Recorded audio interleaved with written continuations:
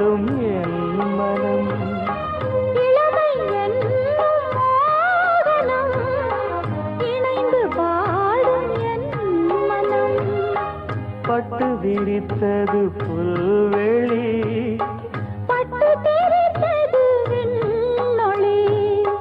தினமும் பாடும் எனது பாடல், தினமும் பாடும் எனது பாடல். காற்றோடும் மாற்றோடும் இன்றும் என்றும் கேட்கும் என்றென்றும்.